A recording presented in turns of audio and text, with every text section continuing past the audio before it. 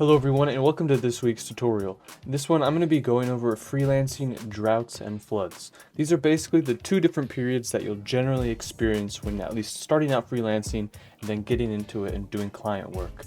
That is to say, there are times in freelancing where you do not get a lot of work for a long period of time, a drought, or at an unsustainable rate, and there are other times that you cannot handle how much work is coming in, a flood, and the key is to remember these two phases, be prepared for them, and be prepared for when it changes. So today I'm going to be going over sort of these two different thoughts and periods that you can experience when doing freelancing work, how you can handle them and make it out to the next one, and deal with low amounts of work or too much work coming in.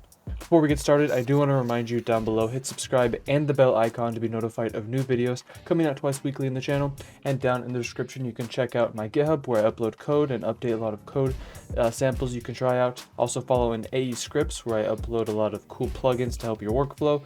You can purchase those or download for free to help support us, as well as follow on Instagram down below for other live updates. If you're not already a member of our Discord server, you can get help with scripting, extensions, plugins, UXP plugins, submit tutorial ideas, and much more. And if you'd like to help support us on YouTube and get cool perks, link for that is in the description. You can become a member, supporter, premium supporter, or VIP, which comes with cool perks like monthly supporter streams, weekly VIP streams, code in advance, Discord status, and much more. So let's go ahead and dive straight into it. Just to recap, there are not always droughts and floods in freelancing. You often have periods of time where you have a lot of work coming in. Maybe you release something successful and you have a lot of people reaching out to you. Or maybe there's a drought where you have almost no work or an unsustainable amount for what you need to survive coming in. So first, let's go over droughts when there is little to no work coming in.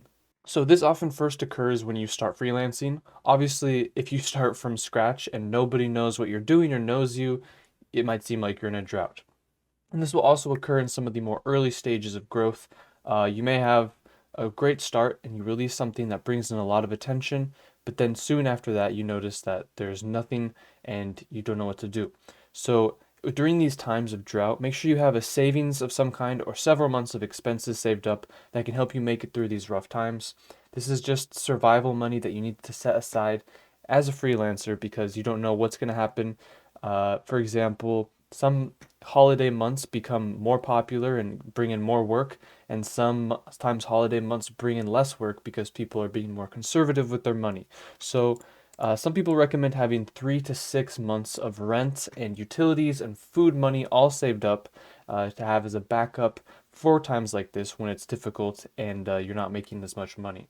The last thing you want to do is go to someone and ask for money to help keep your business alive because not necessarily because it's a bad thing to do, but it just makes you feel really bad and feel like a failure. So make sure you always are saving up to have like 3 to 6 months of drought expenses saved up.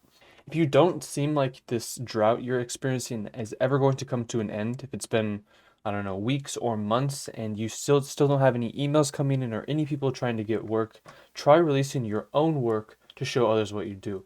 It could be that there's just not enough information out there about what you do, whether it be artistic or programming. You can try and release your own work, whether it be in video format or just like in resume format on a website. Show people what you do, get them to know you better. Maybe reach out to some friends, show them something really cool you've done, and they might have some ideas or contacts to put you in the right path to get out of a drought. And don't get too discouraged because droughts do not last forever unless you just don't try. Of course, if you don't try to get out of a drought, you might be in a drought forever, and it might be the fate of your freelancing business. But get yourself ready while in the drought phase to have a potential increase in work.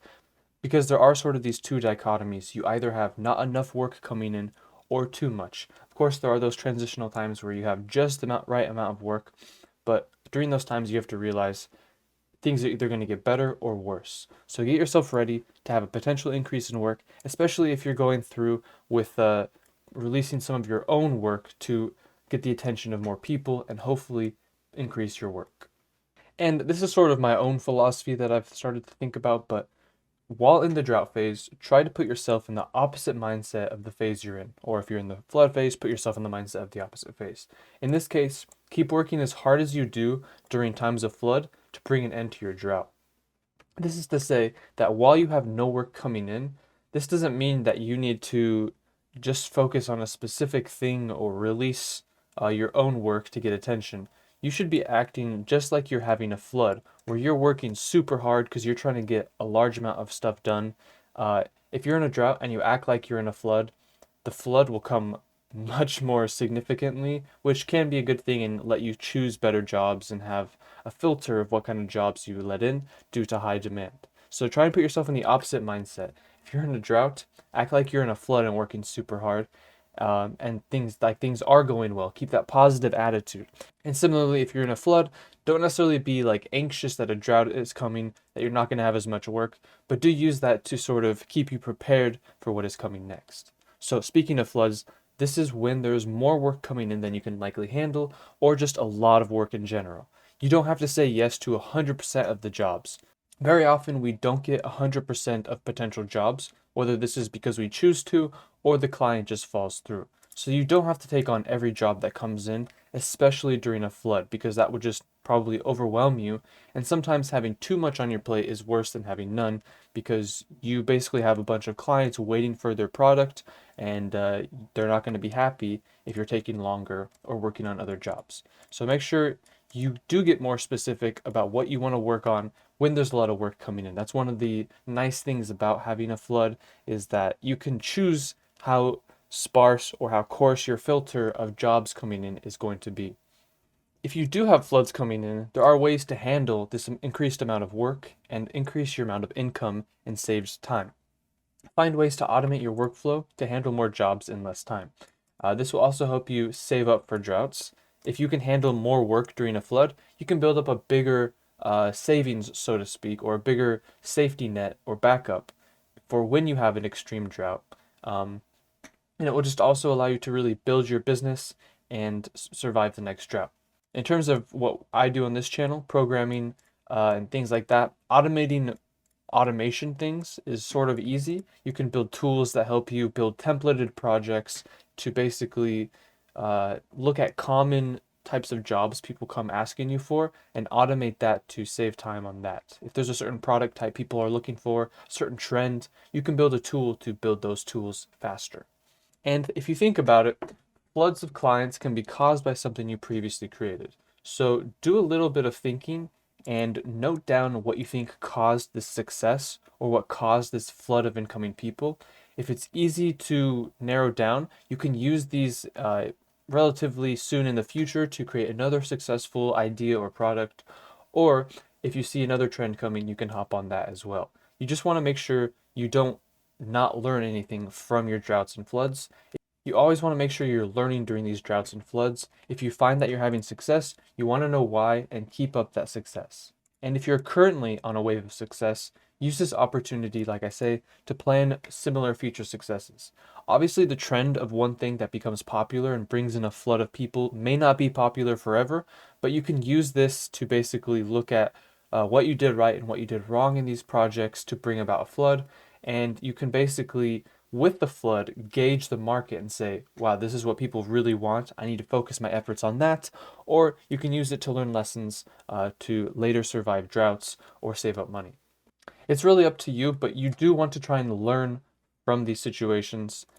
Surviving in freelancing is all about learning from mistakes, catching trends, and having good networking with people who like to create with you and don't like have issues just doing things for free or paid products with you. A lot of the successful relationships I have that are long-term business relationships didn't cause a flood, but they are often from floods of people that come in, and through that filter of all those projects coming in, a few clients come in that are really appreciative of what I do, and we can have a great relationship where we work on paid and free stuff together.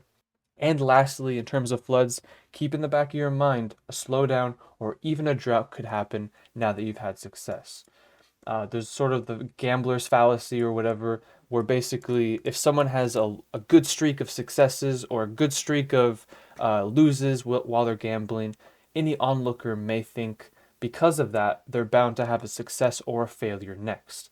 Well, this is kind of not a fallacy in freelancing because you can't necessarily stay up and up and up all the time. Even the most successful businesses have their down months, their down years, their down decades, and then they have their successful days, their successful weeks, their successful months, years, and decades. So keep in the back of the mind, while you're in a flood, a drought could happen, something could happen in the market, the trend could change from what you're doing to something else, and you can't have day without night though, right? You can't have sweet without sour. You need that contrast of a drought and a flood so that you know that there are times when you're going to need to struggle a little bit, and there's going to be the opposite, where there's times where you will be fruitful. And the times when you have all that extra money and flood coming in, those are only made sweet by the hard times you go through from a drought. But that's going to do it for this video, guys. I hope you enjoyed. Those are all my philosophical points sort of about droughts and floods and freelancing. Sometimes you're going to have times where you struggle. You want to make sure you prepare for those.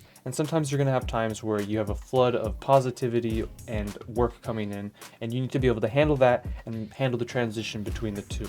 If you enjoyed the video, hit the thumbs up button. Down below, hit subscribe and the bell icon to be notified of new videos coming out twice weekly in the channel. And down in the description, you can check out my GitHub link, follow for coding updates and lots of useful stuff there. Check out AE Scripts to download and buy plugins to help improve your workflow, and follow on Instagram for other live updates. If you're not already a member of the Discord server, you can come and join and get help with scripting, extensions, After Effects, Premiere plugins, UXB plugins, expressions, submit tutorial ideas, and much more.